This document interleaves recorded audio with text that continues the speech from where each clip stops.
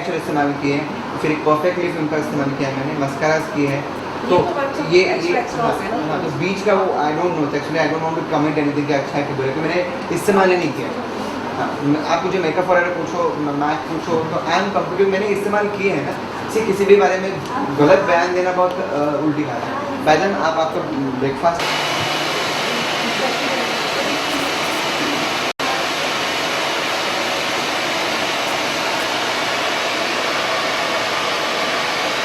और जितना आपको ज़्यादा करके आपको उससे क्या करते जाना है,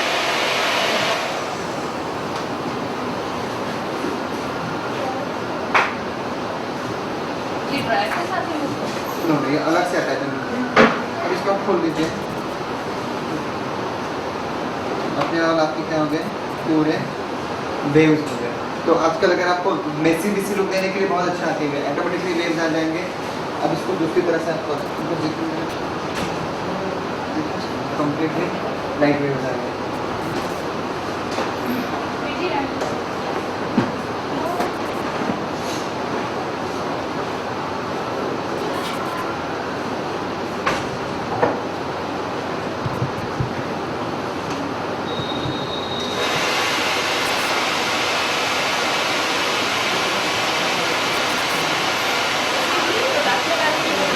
थोड़ा सा आपको लूज लगाओ तो ज़्यादा अच्छा रहेगा।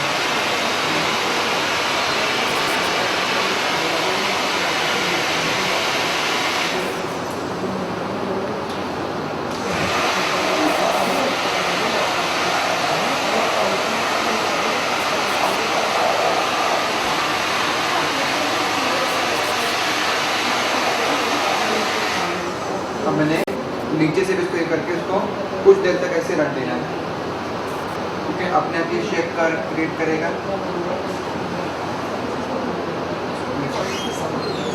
यानी आजकल जो पोनीज आई ना, कल मैंने पोनी डाली थी, वन साइड पोनी करनी है तो सारे बालों को लेके इस एग्जाम्पल यहाँ पे करनी है पोनी।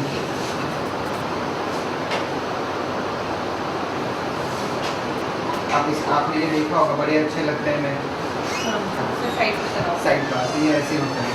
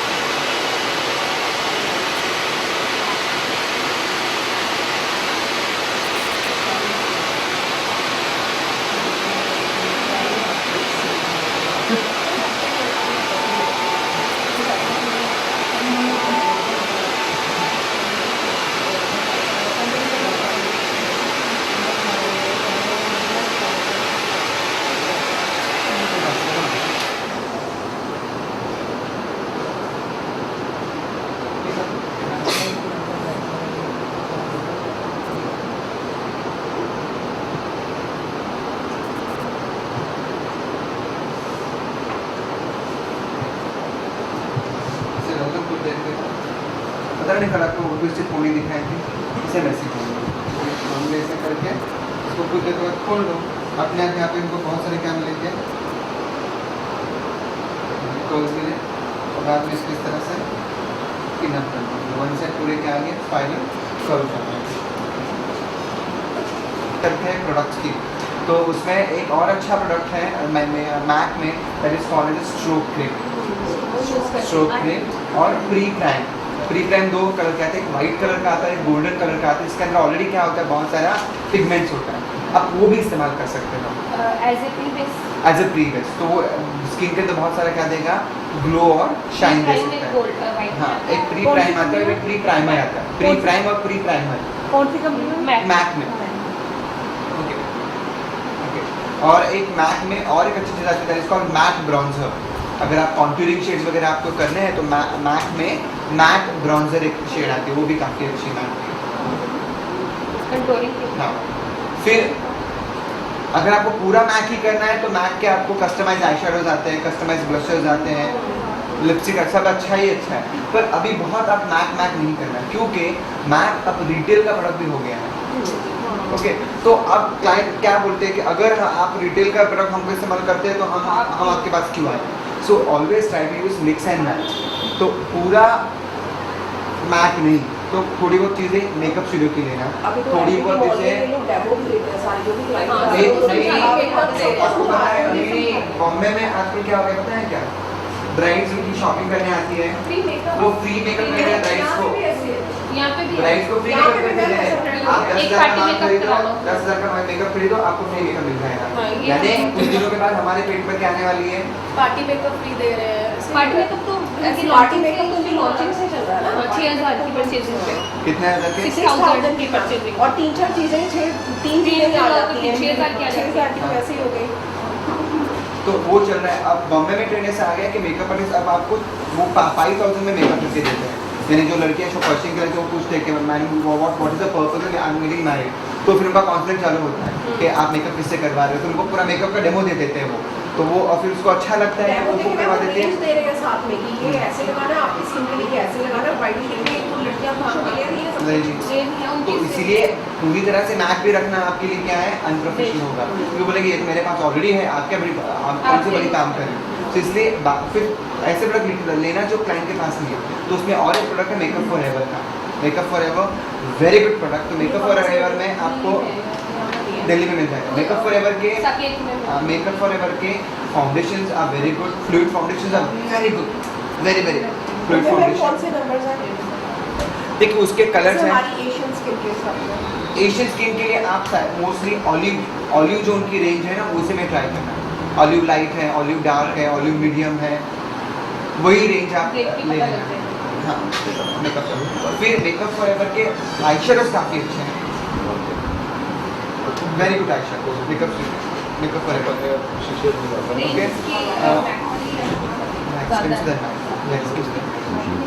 फिर दूसरा एक ब्रांड है शिशैडो, वेरी गुड ब्रांड। शिशैडो एसलाइज पाउडर, मैंने जब अभी आप सब बोल रहे थे ना कि रिंकल्स के लिए वो, तो they have very good mineralise powder. So वो मिनरलाइज पाउडर डायरेक्टली आप फेस पे लगा, जैसे मैंने कहा था कि पहले नहीं बेस लगाना ही नहीं है। आपकी कितने में है? मेरे अभी यहाँ पे नहीं है, हाँ वो ब्राइडल करने वाला बोलते हैं हमारा फोटो शूट किया था, 4 वैल्यू होते हैं, यहाँ पे नहीं, तो वेरी एक्सपेंसिव है, यहाँ पे ब्राइडल में लगते हैं। एक है शिशैडो में 3 चीज़ें अच्छी हैं, एक उनका है मिनरलाइज पाउडर, फिर उनका और एक प्रोडक्ट है तो मुझे 3 पाउडर्स है, बट आप मीडियम शेड ले लेना उसमें, okay that is very good. और फाउंडेशन के बाद पहले लगाना है, फाउंडेशन के बाद बाद ऐसे कॉम्पैक्ट। और उनका और एक चीज़ अच्छा है दैट इज कॉल्ड LLPG फिर तो निकल शिशैडो का LLPG एक बहुत महंगा है, 3,000 की चीज़ है, बट एक्स्ट्राऑर्डिनरी ग्लॉस आप जो होते हैं ना शाइन चाहिए फेस के ऊपर, वो इससे आती है। तो आप LLPG हाँ शिशैडो का LLPG हम उसका नंबर बोलते हैं, सॉरी LLPA H2 LLPA। कोई आ जाएगा, आप आ जाइए, दिख रहा है एक इमीडिएट ग्लो आ जाता है स्किन के अंदर। तो आप इसको आप डायरेक्ट आप इसको लगाओगे तो देखो थोड़ा शिमर दिखता है। तो आपको क्या करना है, आपके पास कोई भी कंपनी का क्रीम ब्लशर होता है ना, अभी शायद मेकअप स्टूडियो भी क्रीम ब्लशर के साथ आ रहा है, तो क्रीम ब्लशर्स और इन दोनों को मिक्स करना अपना अदरवाइज आप ड्राई में नहीं चलेगा ना, ब्लशर तो वो चिपक सा जाएगा। नहीं ये ऐसे भी आपको ये लंबे से ऑयली जरा भी नहीं, हाथ लगा के देखिए पूरी तरह से ड्राई है, इसको पिक करो तो इमीडिएटली एकदम पूरा सा ग्लॉसी लुक देगा, आपको जरा भी अलग से उसको लगाने की जरूरत नहीं है। अब देखो एक मैट दिखने में है मैट हो, पर लंबे से फोटोग्राफ में क्या लगेगा, ऑयली और शाइनी लुक देगा। तो काफ़ी अच्छा प्रोडक्ट। और ये वेनेवर जब आप नॉर्मली क्या होता है कि फोटोग्राफर्स को ऑलवेज शिमरी मेकअप अच्छा लगता नहीं है, वो बोलते बहुत शाइन आ रही है, बहुत शाइन आ रही है। तो ये अगर आप लगाओगे, इस पर लाइट क्लोजअप लेना, देखो इसमें आपको वो ग्लेयर दिखाई नहीं देगा, पर लंबे से क्या दिखते हैं, हेल्दी शाइन। और यही लोगों को चाहिए होता है कि मेकअप ड्राई नहीं दिखे, थोड़ा सा क्या दिखे, ग्लॉसी। अब इस हाथ लगा के देखते वापस, हल्का सा क्रीमी है क्योंकि ब्लश लगा दिया हम लोग ने, तो हल्का सा वो क्या, और ये क्रीमी होने के कारण ये उतरेगा नहीं। नॉर्मली क्या होता है कि क्रीमी चीज़ लगा के तो क्या होता है, ब्लीड हो जाती है, ये उतरेगा नहीं आपका। ओके, तो दिस इज हम लोग ने बहुत उसको क्या दिया है, हैवॉक कर दिया है। So now don't give that importance to MAC. ऐसे ब्रांड जो लोगों के पास नहीं है, तो वैसा एक इंग्लॉट ब्रांड है, इंग्लॉट के कॉम्पैक्ट्स काफ़ी अच्छे हैं, महंगा बहुत है, कल मैं देख के आया मैक्स से महंगा है, बहुत महंगा है, पर आपको ऐसी रेंज रखनी है क्योंकि आप उसका चार्ज करोगे। सो इंग्लॉट के क्रीम ब्लशेस सारे के सारे अच्छे हैं, उनके कॉम्पैक्ट्स अच्छे हैं, उनके पिगमेंट्स बहुत अच्छे हैं। यानी एक उनका पिगमेंट 800 का 900 का आता है, मगर वेरी गुड। मैंने उसके से इन माई लाइफ माइक्रो है ना, I have seen in my life such a good product in my life. इसके कोई ब्रांड नहीं अदर मैंने देखा कि आई यूज सो मेनी ब्रांड, पर इसके जैसे पिगमेंट किसी के नहीं है। वेरी माइक्रो है और इसमें कंजम्पशन बहुत कम होता है। भले ही 2 ग्राम का पिगमेंट 800 में 900 रुपये का आता है, मगर कंजम्पशन रेट बहुत कम है। आधे पिगमेंट तो क्या हो जाते हैं, नीचे गिर जाते हैं। So it's a sure of wastage, okay. और नीचे गिरेगा तो यहाँ पे क्या हो जाएगा, डिस्कलरेशन। तो ये इंग्लॉट हो गया। फिर और एक ब्रांड है दैट इज ये यूके का ब्रांड है, that is called as a prescription again very good brand prescription. इसके आई शेडोज काफ़ी अच्छे आते हैं, ब्लशर्स, शिमर्स। क्योंकि अभी देखो बेस आप 2 ही कंपनी का इस्तेमाल करना है, इधर मैक, मेकअप स्टूडियो और क्राइलॉन। इसमें भी बोलती हूँ कि try to use more on makeup studio and Kryolan because ये रिटेल में अवेलेबल नहीं है बेस। तो ये थोड़ा सा आपकी क्या होगी master, okay we use base हमारा अलग होता है, बाकी हम लोग मैक का इस्तेमाल कर लेते हैं, ओके। फिर और एक आता है शू मेरा, शू मेरा नाम है ब्रांड का, शू मेरा SHEUMERA, Shu Uemura. This is again a German या फ्रांस का ब्रांड है। अगर आपके कोई फ्रेंड्स वगैरह होते हैं तो you ask them get me Shu Uemura. Shu Uemura is very very premium brand बोलते हैं ना, वैसा है। जैसे यूएस में एस्टे लॉडर कहा जाता है, वैसे फ्रांस में शू Uemura is the best brand. और ये सारे महंगे ब्रांड्स हैं। पर अब देखिए ये कब आप इस्तेमाल करोगे, जैसे अब मैं किसी मॉडल के साथ फोटो शूट कर रही हूँ, आई am using all this brands, कि वापस वो क्या हो गया, स्टेटस सिंबल हो गया, okay I am using a Shu Uemura, okay I am using a prescription. ये सारे ब्रांड प्रोमिनेंट है। उसके मुझे मैक क्या होगा, okay I Mac use daily. तो ऐसे पर जब आप जब आप ब्राइडल कैटेगरी करोगे ना, तो उसमें आप एड्रेस करें, ओके फॉर 15,000 के मेकअप में वी यूज दिस ब्रांड। अब इससे आगे तो ब्रांड आपने सुने भी नहीं होंगे, कभी नहीं होंगे, पर ये actually they are very good brand. और ये देना बहुत जरूरी होता है क्लाइंट को, क्योंकि नहीं तो क्लाइंट क्या करेगा।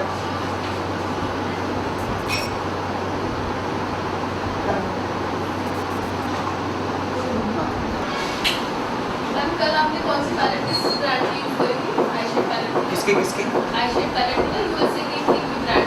यू विल गेट हंड्रेड्स, और उनके प्रोडक्ट काफ़ी अच्छे हैं, यानी वेरी गुड। बेसिकली उनके प्रोडक्ट कैसे हाई पिगमेंटेड है, यानी थोड़ा भी लगाओ तो इमीडिएट इसका क्या आता है, इफेक्ट आता है। और दे आर काफ़ी रिजनेबल है, they are not that expensive, okay. फिर दूसरा और उनका ऑर्गेजम नाम का ब्लशर है। Word is very funny but exclusive, इतना सुपर उसका लुक है वो ब्लशर का, एक्स्ट्राऑर्डिनरी। ऑर्गेजम नाम का ब्लशर है उनका, नाज का। फिर नाज के लाइनिंग कलर्स भी अच्छे हैं उनके, जैसे पता है इसके लाइनिंग कलर आते थे, क्राइलॉन के आते पता है लाइनिंग कलर, छोटी सी गोल्ड डिब्बी होती है उसमें, फिर कॉट पैलेट आती हाँ है वैसे ही। और फिर उसके बाद है बेनाय, और एक ब्रांड है Ben Nye, this is again a US brand Ben Nye. Mickey Contractor उसको बहुत ज़्यादा, दो Mickey Contractors are ambassador for Mac, he use Ben Nye only, Ben Nye BENNY। सबसे पहले बेनाय का बेस देखना, मैं दिखा दूँ 3CHINOIS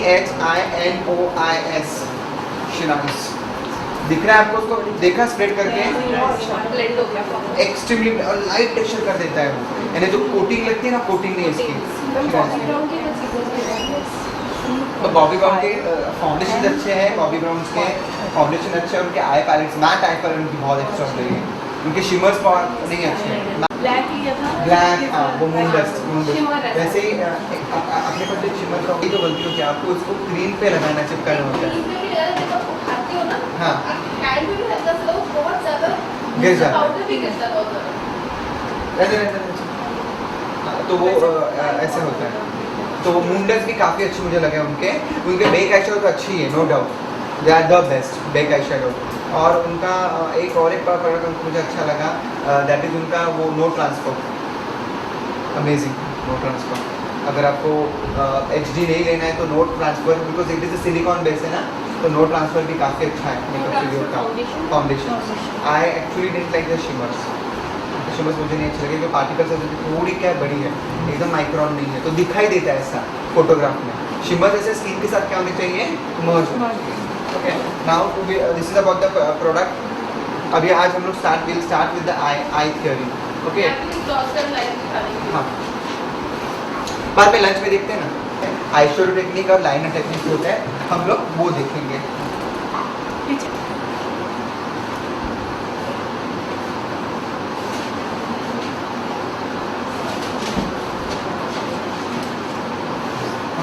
This is the eye.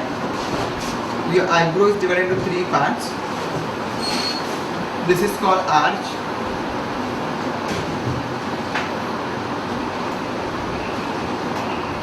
Beginning of the eyebrows, end of the eyebrows. Brow bone.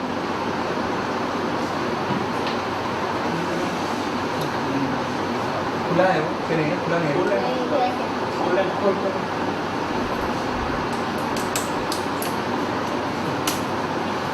फिर अब ये जो एरिया है इसे कहा जाता है इनर सॉकेट,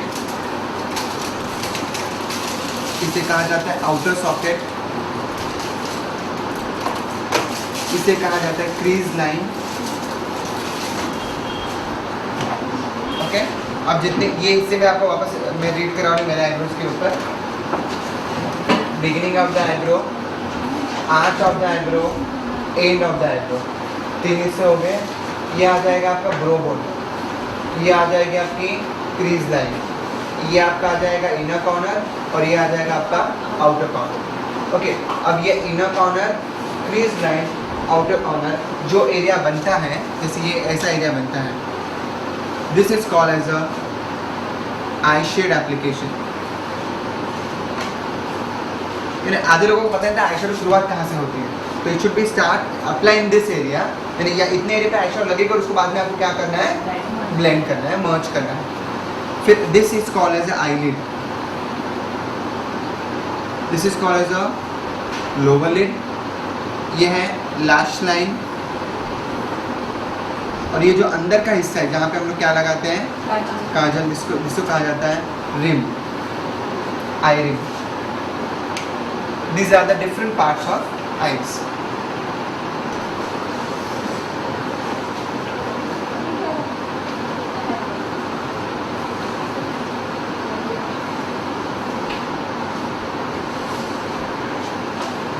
अब हम लोग देखते हैं फीचर्स ऑफ परफेक्ट आईज।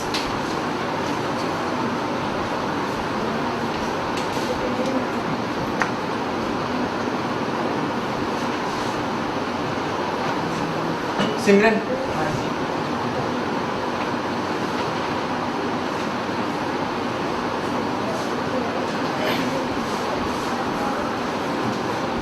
अब जो परफेक्ट आइज होती है तो उसके फीचर्स क्या है, beginning of the eyebrow, inner socket, ये दोनों के दोनों एक लाइन में लोकेट होते हैं।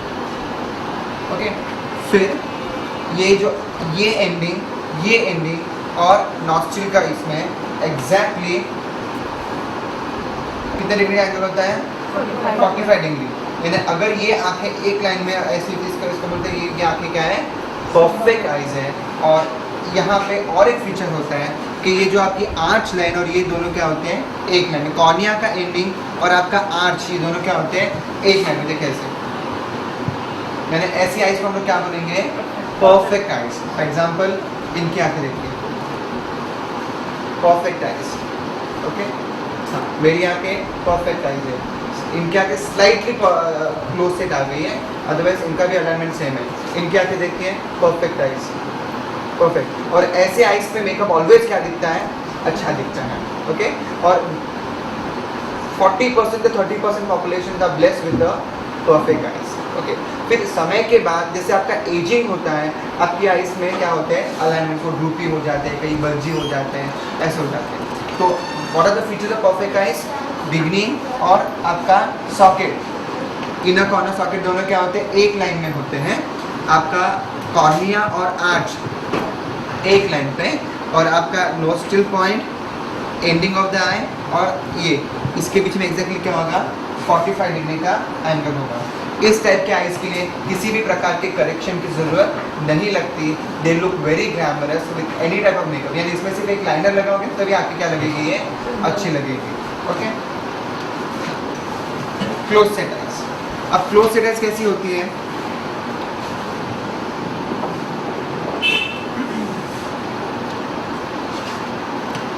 ऐसे होती है, एक लाइन में है नहीं, नॉर्मली आईज जो होती है slightly away from the inner corner, मतलब दो आंखों के बीच का डिस्टेंस क्या होता है? कम होता है, और दो आईब्रो के बीच का डिस्टेंस क्या होता है? ज़्यादा होता है। तो ऑलवेज इसका अलाइनमेंट आपको ऑलवेज ऐसा मिलेगा, यानी क्लोज सेट आइज में दो आंखों के बीच का डिस्टेंस क्या होगा? कम होगा, और आईब्रो के बीच का डिस्टेंस क्या होगा? ज़्यादा होगा। अब क्या होगा? Cornea is away from the arch, यानी आर्च से कॉर्निया क्या होता है? आगे होता है। और अब हम लोग एंगुलर डिग्री कंपेयर करते हैं, तो अब हम लोग क्या, ऐसे नहीं होगा ये, अब ये कैसे होगा? अब ये 45 है, तो क्या है? 45 से कम है कि ज़्यादा है? हाँ, तो क्लोज सेट आइज में angular degree is less than 45, यानी आपका जो एंगल होता है वो 45 से क्या होगा? कम होगा। कौन सी आंखों में? क्लोज सेट आंखों में। अच्छा, अब क्लोज सेट आंखों का मेकअप कैसा होगा? अभी ये डिस्टेंस क्या है? कम है, तो इसको बनाने के लिए इनर कॉर्नर्स में आपको कौन से शेड इस्तेमाल करने पड़ते हैं? लाइट शेड्स, आउटर कॉर्नर में डार्क शेड्स। ओके, अब इसमें लाइनर कैसा लगेगा? इसमें जो लाइनर होता है उसको कहा जाता है मिडवे लाइनर। कौन सा लाइनर? मिडवे, मतलब ये यहाँ से शुरू नहीं होता, कहाँ से शुरू होता है? बराबर सेंटर ऑफ द आईज से, क्योंकि लाइनर कौन सा कलर का होता है? ब्लैक कलर का। अगर हम लोग उसको यहाँ से लगाएंगे तो जो हमने विजुअल क्रिएट किया इफेक्ट, दोनों आंखों का डिस्टेंस बढ़ाने का इफेक्ट क्रिएट किया है, वो क्या हो जाएगा? नलीफाई हो जाएगा। सो टू इंटैक्ट दैट इफेक्ट हम लोग क्या करेंगे? लाइनर को कहाँ से शुरू करेंगे? मिडवे से करेंगे। So in this case we use a midway liner, यानी जिन आंखों के बीच का डिस्टेंस कम होता है उस आंखों को हम लोग क्या बोलते हैं? Close set. इस टाइप के आंखों के लिए हम लोग मेकअप का कौन सा टेक्निक इस्तेमाल करेंगे? Lighter shade at the inner corner, darker shade at the outer corner, और आपका ये कौन सा होगा? लाइनर कौन सा होगा? मिडवे। क्लियर? सबको समझ में आया? Next line, white set eyes.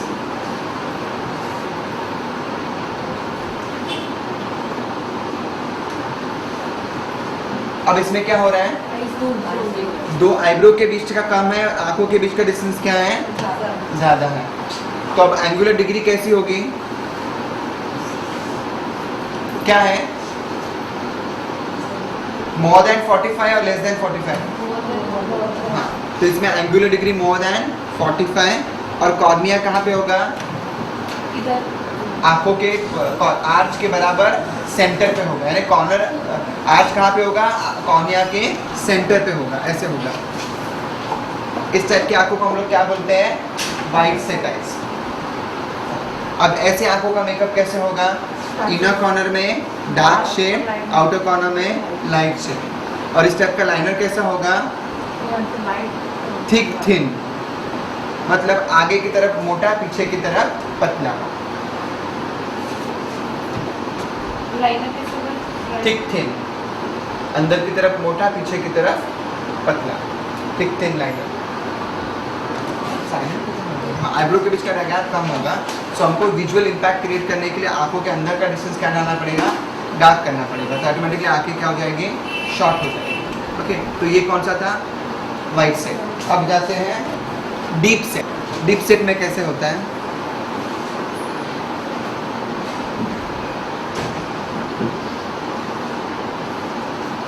Deep set में क्या होती है? खाई की तरह आंखें होती है, यानी socket line is quite deep inside the skin, यानी सॉकेट क्या होता है? बहुत अंदरूनी होता है, अंदर होता है डीप सेट में। तो इससे आंखें क्या लगती है? बहुत छोटी लगती है। ओके, तो इसके लिए क्या करना होता है? डीप सेट में आपका बो ब्रोन, ये बोन होता है बहुत क्या होता है? Prominent.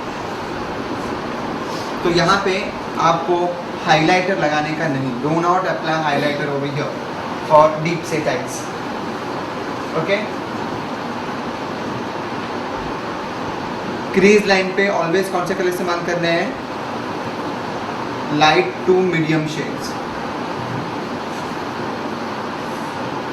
Light to medium shade इस्तेमाल करने हैं। Centre of the eye highlighter लगाना होता है, यानी आई बॉल के ऊपर बराबर हाईलाइटर इस्तेमाल करना होता है। डू नॉट अप्लाई लाइनर, इस पे लाइनर लगाना नहीं होता है। फिर क्या करेंगे? तो इसके लिए क्या, अभी लाइनर नहीं लगाना तो आपको क्या करना पड़ेगा? No, good amount of mascara, mascara से आईज को डिफाइन करने ने बहुत सारे कोट्स मस्करा के लगा देना, और फिर आपको यहाँ पे लाइनर लगाना नहीं है। तो आपको को शेप कैसे दोगे? तो जस्ट लिफ्ट योर आई, और अपर रेंज के ऊपर आपको क्या लगाना है? काजल लगाना है। तो अपने आप की आंखें क्या हो जाएगी? डिफाइन, यानी apply liner on upper lid, तो अपने आप आंखें क्या हो जाएगी? डिफाइन हो जाएगी।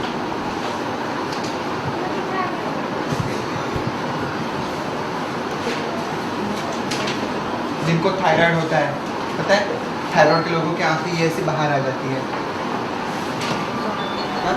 ऐसी पॉपी, मेंढक जैसी आंखें होती है ना, पॉप आउट हो जाती है। ओके, तो eyes are called poppy eyes. Specially जिनको हाइपर थायराइड होगा ना, उनको 100% उनकी आंखें ऐसी बाहर आ जाती है थायराइड में, they are called poppy eyes. Okay, poppy eyes में क्या होता है?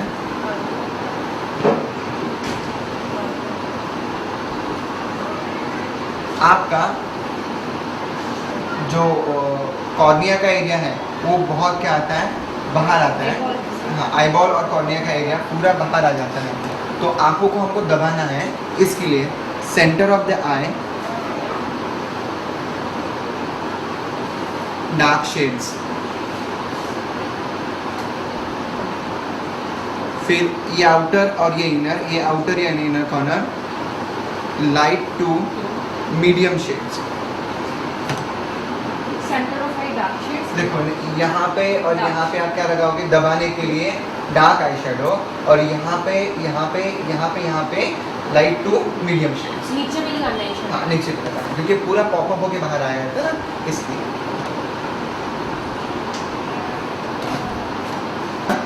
थिन थिन थिक थिन, यानी पतला मोटा पतला, यानी ऐसे देखो।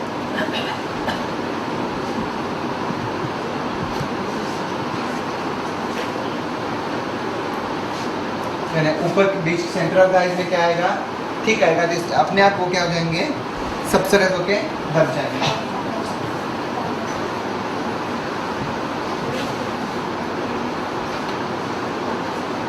ये होती है droopy eyes.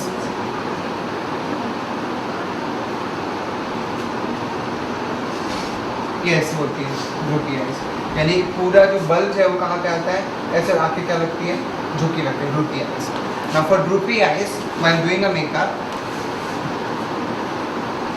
Do not use highlighter, highlighter इस्तेमाल नहीं करना है। अब यहाँ पे क्रीज लाइन है ही नहीं, क्योंकि क्रीज लाइन कहाँ तक है? यहाँ तक ही है, और बाकी की ये क्या होगी? निकल गई। इसलिए यहाँ पे हमें क्या करना पड़ेगा? क्रीज इफेक्ट करना पड़ेगा। सो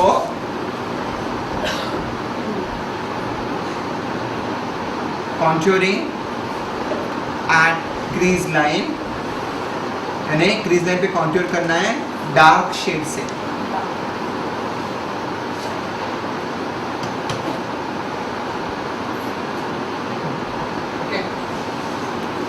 कॉन्टूरिंग किया तो हमने वो विजुअलाइज इफेक्ट क्रिएट किया। अब यहाँ पे लाइनर लगाने के लिए स्पेस ही नहीं होता, क्योंकि पूरी स्किन क्या हो गई है? झुक गई। इसलिए ये जो आउटर एज होता है, यहाँ पे डार्क शैडो लेके उसको इस प्रकार से अपवर्ड एंड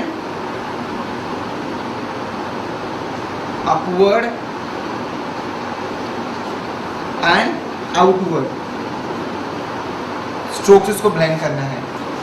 तो हाँ, ये देखो यहाँ पे लगाया, फिर ये आउटवर्ड और अपवर्ड, यानी इनवर्ड नहीं जाना है, इसको कहाँ पे जाना है? आउटवर्ड एंड अपवर्ड ऐसे आई शेडो को ब्लेंड करना है। तो अपने आप वहाँ पे विजुअल इफेक्ट क्या क्रिएट होगा कि आंखें क्या हो गई, उनकी लिफ्ट हो गई है। आई शेडो का आई शेडो पाउडर डार्क, सबसे best dark brown, matte dark brown या ब्लैक, सबसे बेस्ट। आंखों को ब्लेंड करना, अपने आप आंखें क्या हो जाएगी, क्रिएट हो जाएगी। और यहाँ पे आंखों के अंदर काजल प्रोमिनेंटली, तो अपने आप आंखें क्या हो जाएगी, लिफ्ट हो जाएगी। प्लस एंड जो होता है यहाँ पे गुड स्ट्रोक ऑफ मस्कारा। जैसे हम लोग मस्कारा लगाएंगे अपने आंखों को क्या मिल जाएगा, लिफ्ट मिल जाएगा। या हो सके तो ऐसे आंखों पे आप आईलैशेस भी लगा सकते हो, पर पूरी आईलैशेस को नहीं, आईलैशेस को काट के साइड पे लगा देगा। हुडी आइज मतलब क्या होता है, ये जो हिस्सा होता है ना पूरा नीचे गिरा होता है, उसको हुडी आइज कहते हैं।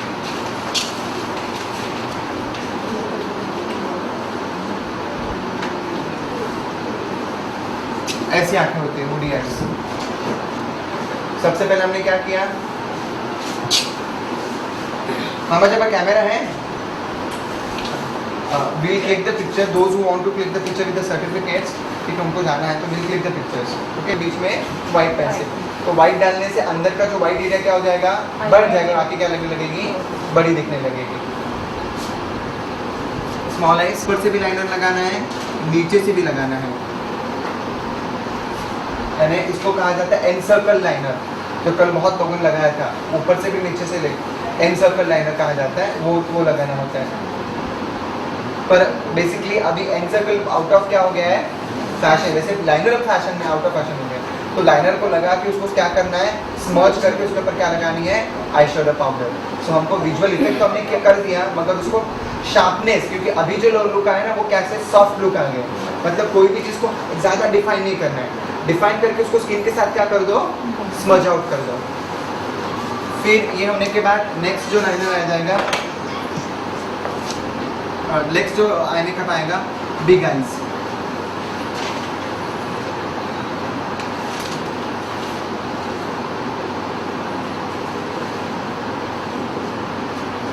Okay, eye shadow, light eye shadow.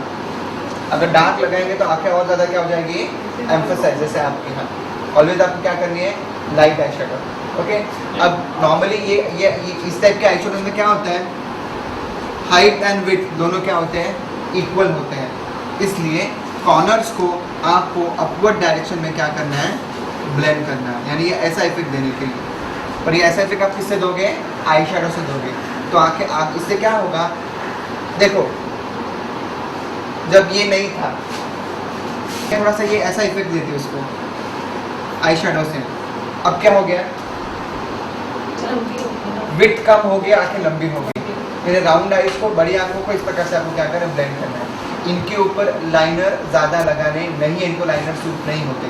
तो ऐसे वक्त में अगर आपको लाइनर डिफाइन करना है तो हल्का सा नीचे से ब्राउन कलर का आई शेडो पाउडर लगा सकते हैं, नहीं तो आंखें और क्या लग जाएगी, बड़ी दिखाई देगी। अलग टाइप के टेक्निक्स, ओके। अब देखते हैं different types of liner technique. मैं लिखती हूँ और बाद में एप्लीकेशन करके दिखाती हूँ, ओके। सबसे पहला लाइनर आएगा थिन लाइनर, थिन लाइनर। दूसरा आ जाएगा थिक लाइनर। तीसरा थिन थिक, जो आप सब लोग लगाते हो। चौथा आ जाएगा थिक थिन।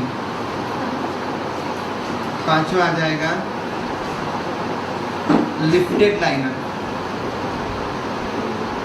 सिक्स्थ आएगा मिडवे लाइनर। सेवंथ आएगा एनसर्कल। 8 आएगा स्मोकी। 9th आएगा टू वे। और 10th आ जाएगा ऑल क्लासिकल लाइनर्स, यानी जो भरतनाट्यम, कथकली या फिर कुचिपुड़ी, कथक, इसमें जो क्लासिकल लाइनर्स। लिफ्टेड लाइनर, ये लिफ्टेड लाइनर होता है, रेखा का सेल देखना, रेखा ऑलवेज अप्लाई लिफ्टेड लाइनर, यानी वो ऐसे बाहर नहीं आता, ये लिफ्टेड। और मिडवे एंड लाइक एक मिनट एक रह गया, मतलब 11 एक्सटेंडेड लाइनर। जो कल मैंने आपको दिखाया था that was extended liner. Clear? पता चला डिफरेंट टाइप्स ऑफ लाइनर। अच्छा, अब लाइनर लगाने का तरीका होता है। नॉर्मली प्रॉब्लम कहाँ पे आता है लाइनर लगाते वक्त? आपका लाइनर बराबर लगता नहीं है। ओके, इसका रीज़न क्या है? ओके, इसको क्या बोलते हैं? ऑन द टिप पकड़ते हो तो लाइन आपकी क्या आ जाएगी? पतली आ जाएगी। जैसे ही ग्रेजुअली आप आपके ब्रश को ग्लाइड करते हो, आपकी इसकी क्या आ जाएगी? थिकनेस क्या हो जाएगी? बढ़ती जाएगी। Okay, so on the tip and out the tip. जैसे आउट द टिप जाओगे, आपका लाइनर कैसे लगते जाएगा? झाड़ा लगते जाएगा। क्लियर? तो जब कभी भी आपको लाइनर पतला लगाना है, ऑन द टिप। ओके, और जब भी लाइनर आपको कैसा लगाना है, तो आपको आउट द टिप जाना है। ओके, अब नॉर्मली क्या होता है, लाइनर बहुत लोगों को दिक्कत आती है लाइनर लगाने में। The reason behind is the lack of muscle motor exercise. यानी हमारे ये क्या होते हैं?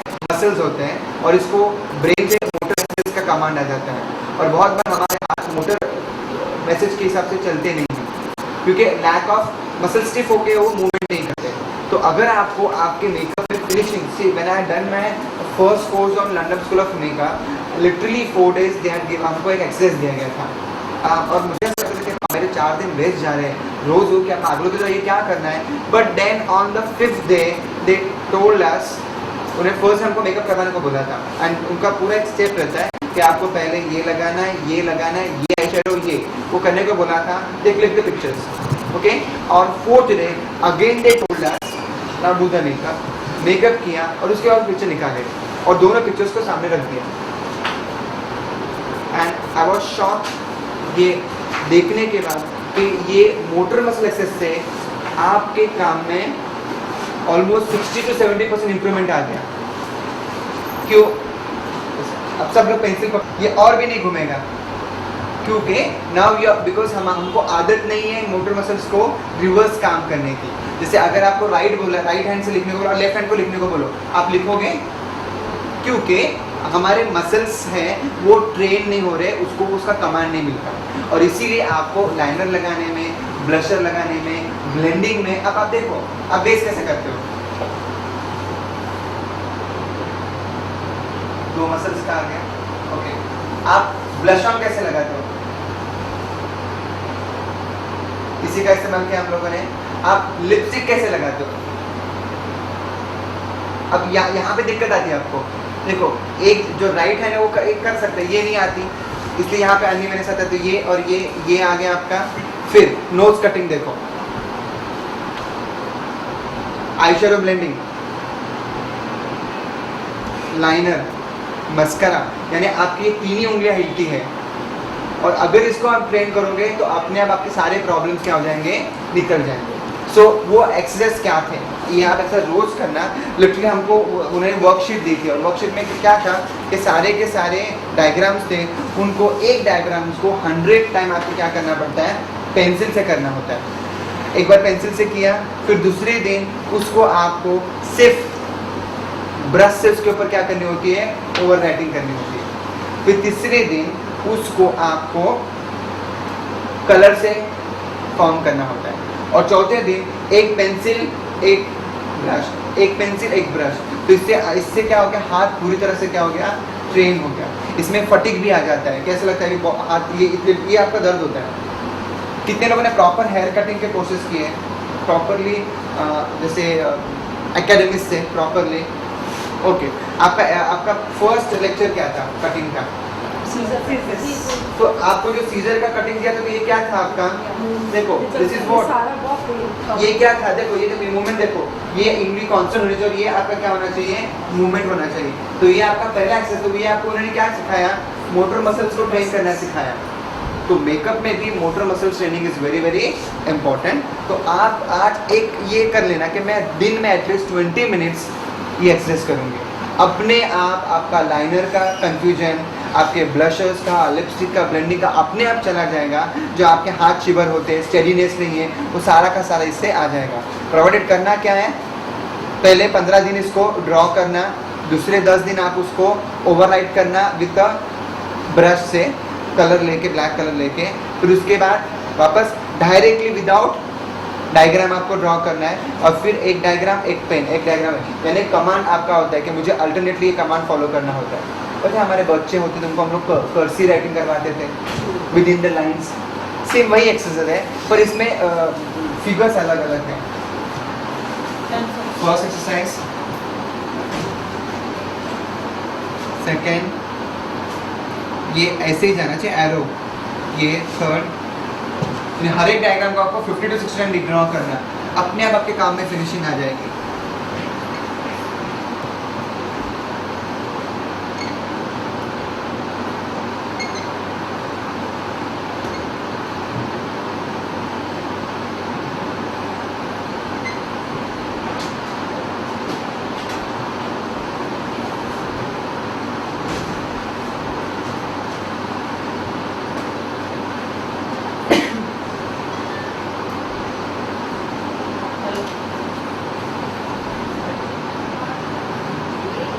These are called symmetry diagrams। दोनों की सिमेट्री आपकी आनी चाहिए, जो आती नहीं है हालांकि।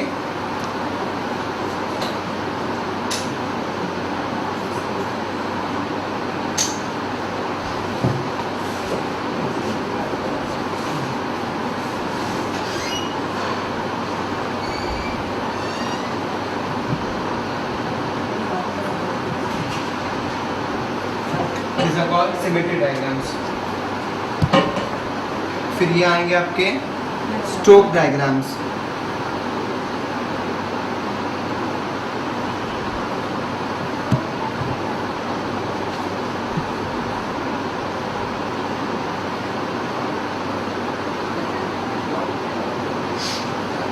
ये आपके स्टोक डायग्राम्स।